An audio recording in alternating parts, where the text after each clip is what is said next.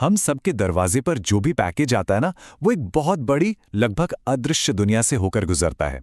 Warehouse, ये हमारी पूरी अर्थव्यवस्था का दिल है, सच में। पर इतनी बड़ी और व्यस्त जगह को सुरक्षित क्या रखता है? चलिए आज इसी के बारे में जानते हैं। तो सवाल ये है कि इतने बड़े ऑपरेशंस को लगातार चलाने और वहां काम करने वाले लोगों को सुरक्षित रखने के पीछे का राज क्या है? देखिए, इसका जवाब कोई एक चीज नहीं है। ये तो सुरक्षा की कई परतों से बनी एक मजबूत दीवार की तरह है। इसको ऐसे समझिए जैसे कोई पुराना मजबूत किला होता है ना, जिसमें सुरक्षा के लिए कई दीवारें होती हैं। वेयरहाउस की सेफ्टी भी बिल्कुल वैसी ही है। हर एक परत एक अलग तरह के खतरे को रोकने के लिए डिजाइन की गई है। तो चलिए एक एक करके इन परतों को समझते हैं। तो सबसे पहली और सबसे अंदर की परत है लोगों की सुरक्षा। ये आप कह सकते हैं कि डिफेंस की फर्स्ट लाइन है, जो सीधे तौर पर हर एक कर्मचारी से जुड़ी होती है। इस सुरक्षा का जो बेस है वो है पर्सनल प्रोटेक्टिव इक्विपमेंट, यानी कि पीपीई। इसमें हेलमेट, स्टील टो वाले जूते और वो चमकीली जैकेट जैसी चीजें शामिल हैं।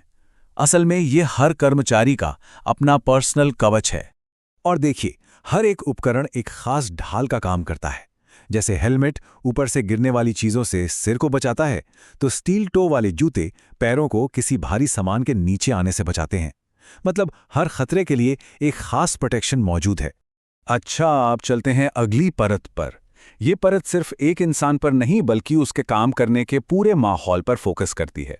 यहां बात होती है वेयरहाउस के अंदर मौजूद अलग अलग तरह के खतरों को पहचानने और उन्हें कंट्रोल करने की। सबसे कॉमन होते हैं फिजिकल हैजर्ड्स, यानी वो खतरे जिन्हें हम देख सकते हैं। जैसे गीले फर्श पर कोई फिसल जाए, शेल्फ से कोई सामान गिर जाए, या फिर फोकलिफ्ट जैसी मशीनरी से कोई हादसा हो जाए। ये ऐसे खतरे हैं जो अचानक और सीधा नुकसान पहुंचाते हैं। फिर आते हैं केमिकल हैजर्ड्स। ये वो खतरे हैं जो अक्सर दिखाई नहीं देते, लेकिन बहुत ज्यादा खतरनाक हो सकते हैं। सोचिए, किसी केमिकल का लीक हो जाना या फिर ज्वलनशील चीजों का गलत तरीके से रखा होना, ये सब बड़ी दुर्घटनाओं का कारण बन सकते हैं। और तीसरे हैं एर्गोनॉमिक हैजर्ड्स। ये थोड़ा अलग तरह के हैं, जो धीरे धीरे असर करते हैं। मतलब काम करने के गलत तरीके से शरीर पर जो स्ट्रेस पड़ता है ना, जैसे भारी सामान को गलत पोस्चर में उठाना या एक ही तरह का मूवमेंट बार बार करना, उससे ये खतरे पैदा होते हैं।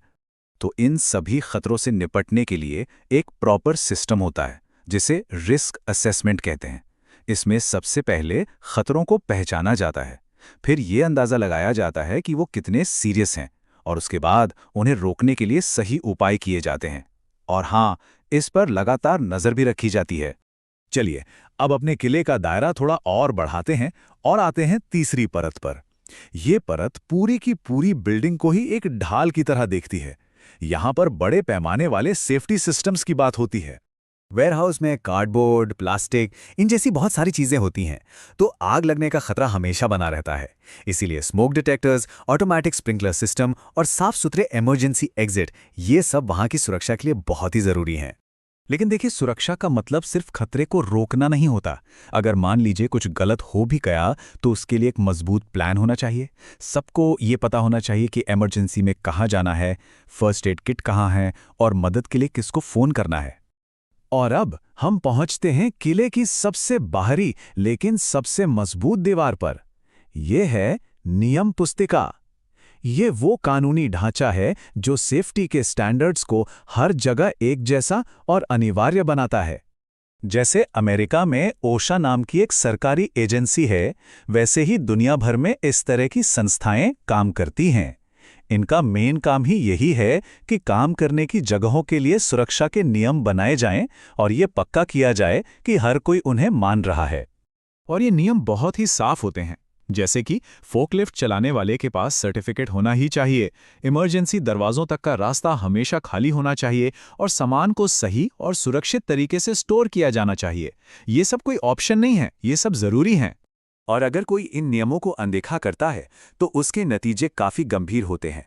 भारी भरकम फाइन लग सकता है, कानूनी कार्रवाई हो सकती है और यहां तक कि वेयरहाउस का काम भी बंद करवाया जा सकता है। साथ ही कंपनी की इमेज को भी बहुत बड़ा नुकसान पहुंचता है। तो अब तक हमने सुरक्षा की इन 4 अलग अलग परतों को समझ लिया है। एक कर्मचारी की पर्सनल सेफ्टी से लेकर पूरे माहौल, बिल्डिंग और फिर सरकारी नियमों तक। अब देखते हैं कि ये सब मिलकर एक मजबूत सुरक्षा सिस्टम कैसे बनाते हैं। सीधी सी बात है, जब कर्मचारी सुरक्षित महसूस करते हैं, जब सारे नियम कानून माने जाते हैं और जब इमरजेंसी के लिए पूरी तैयारी होती है, तो इसका सीधा असर काम पर दिखता है। दुर्घटनाएं कम हो जाती हैं, प्रोडक्टिविटी बढ़ती है और बिजनेस बिना किसी रुकावट के चलता रहता है। तो हमने देखा कि वेयरहाउस की सुरक्षा एक बहुस्तरीय किले की तरह है। ये सिर्फ कुछ नियमों को मानने जैसा नहीं है, बल्कि ये एक मजबूत नींव बनाने जैसा है। तो आखिरी सवाल ये है कि इस मजबूत नींव के ऊपर हम बना क्या रहे हैं? हम बना रहे हैं एक भरोसेमंद सप्लाई चेन, एक कामयाब बिजनेस और हम सबके लिए एक सुरक्षित भविष्य।